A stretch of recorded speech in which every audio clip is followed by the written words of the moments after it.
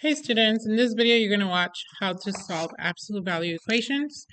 We are going to use the template of the notes following the steps right here to first isolate the absolute value expression, check if the absolute value expression equals a positive or negative number. Then we're going to also talk about splitting the equation into two separate equations, solving, and then checking for the extraneous solution. So those are the steps of solving, and we're just going to do 3 examples on what that looks like. So first, before we begin, I just want to re-explain what absolute value means. So absolute value is technically these two lines representing the question of what is the distance away from 0, or whatever number is in here. So if you have an 8, this says what is the absolute value of 8, which means what is the distance away from 0? How far away is 8 away from 0? So the answer is 8. Same thing whenever there's a negative number, you have negative 5, for example. What is the absolute value of negative 5? That just simply means how far away is negative 5 from 0. So the answer is 5 spaces. So you're going to notice that the answers are always positive. If you happen to have a negative answer, then that is definitely not possible at all. No number can go in here that will ever give you a negative number. For example, if I ask myself, what number can I have in here to get negative 12? Well, once again, the distance away from 0 is always measured with a positive number. So this cannot happen. If this ever happens where you have absolute value equals negative, this is a no solution. Your answer will be no solution. So keep that in mind. Now in algebra, we are going to use expressions inside the absolute value symbols, along with writing coefficients and constants next to that. So for example, here we have the absolute value in between these two numbers. So you need to get rid of these two numbers before you work with what's in here. And that's, again, the first step. Isolate the absolute value expression. It needs to look like 2 lines equals something. That's your goal first. So how do we do that? We need to look at this as a coefficient and a constant. Whenever we solved equations, we always got rid of the constant first. So for example, if this was written as negative 5x plus 2, x is representing that absolute value right there, what will be the first thing we will do here to solve for x? So this is attached, so we don't touch it, and we look at the 2, and we do inverse operations. So for example, minus 2 on both sides, and that's exactly what we're going to do on this example. Minus 2 on both sides, and we end up with negative 75 on this side. On the left side, we just copy down what we have. So in this example on my paper, I'll just have negative 5x equals negative 75. But in the example of our paper, we're going to have negative 5 absolute value of 5x minus 5. Next, we need to get rid of this negative 5 of coefficient. We get rid of coefficients by dividing or multiplying. In this case, we're going to divide by negative 5 both sides. This becomes a 1, so an imaginary 1 is written. And over here, we're going to end up with a positive 15. So if we were solving a regular equation, we will be done. X equals 15. However, over here, whenever we divide by negative 5, we're going to now end up with the absolute value of 5x minus 5 equals 15. And again, this is your goal. Your goal was to isolate the absolute value in order for you to now check what this number is. So once we get to that notation, if it's a positive number, you continue solving it. If it's a negative number, you say there is no solution, just like we did with the example I previously showed you. We cannot have negative answers, so there's no solution. Here we do have a positive, so we do continue and we move on with attempting to calculate what will be the x value, with the understanding that in this inside, we can have a positive 15 or a negative 15 because the absolute value of positive 15 is 15 and the absolute value of negative 15 is also 15. So there's two possible solutions here in order to get that 15. And we need to rewrite those two possible solutions as two equations that are separated if we had positive 15 and negative 15 in there. So we're going to write 5x minus 5 equals 15. So exactly the same expression you have here twice. But this answer is going to be written positive and negative separately. So now we have two equations that we need to solve for separately. And that's how we will get our answers for each.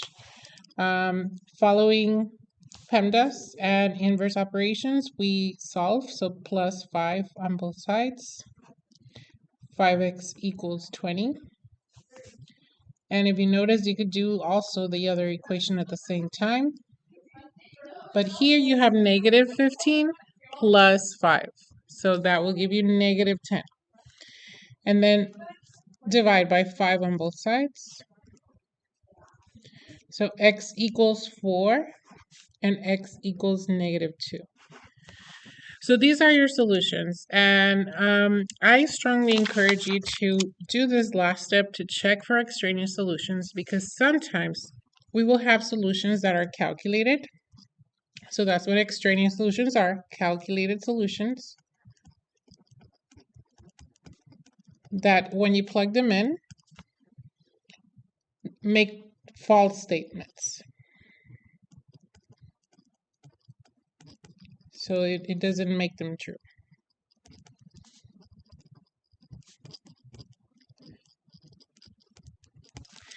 And the reason why is because once again, you cannot end up with the negative answer of an absolute value. So if that ever happens, that's when the extraneous solutions happen.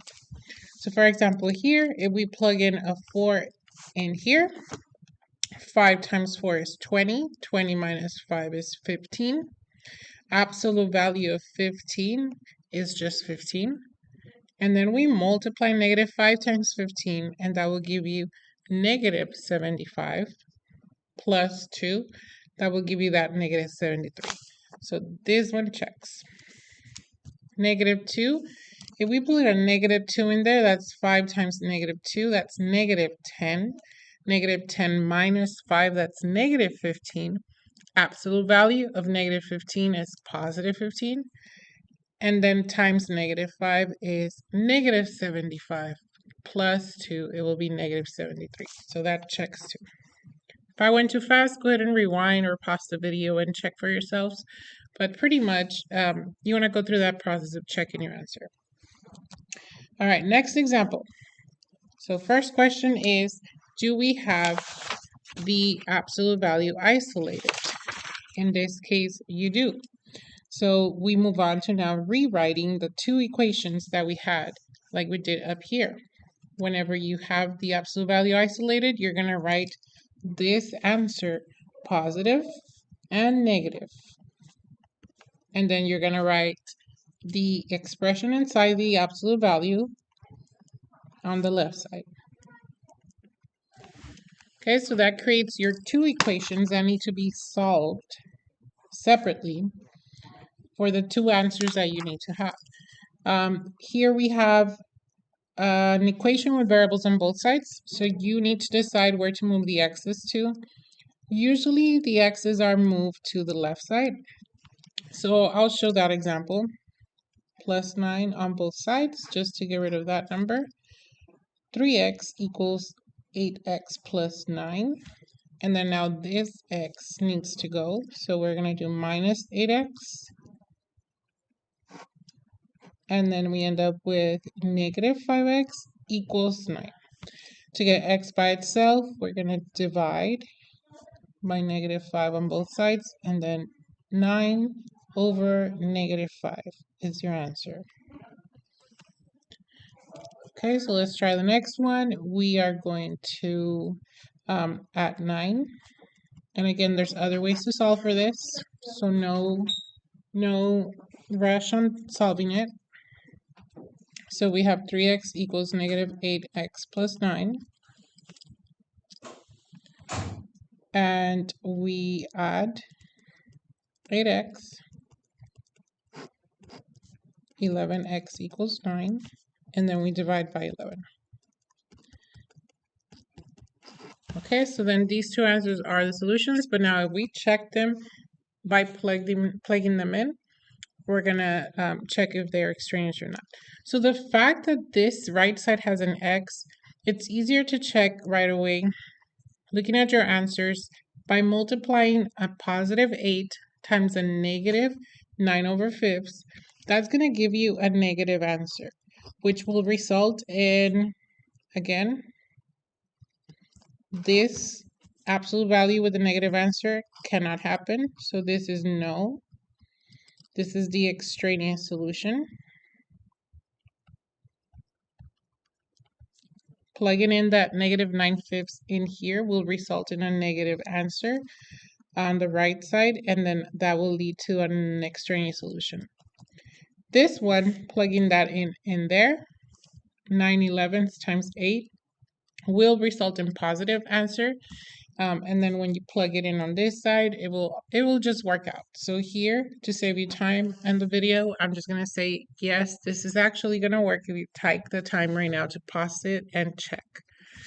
All right, so to wrap this up, the last example I'm gonna go over is this one. This is just negative 2 being multiplied times the absolute value.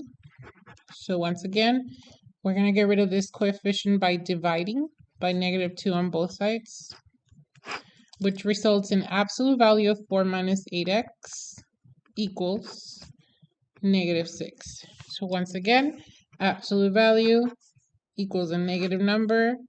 Nope, that cannot happen. So because this is not an answer, this is not a solution that you found, this is actually an equation, it tells you that you cannot continue. So you're just going to have no solutions for this. Okay, I hope this video helps you.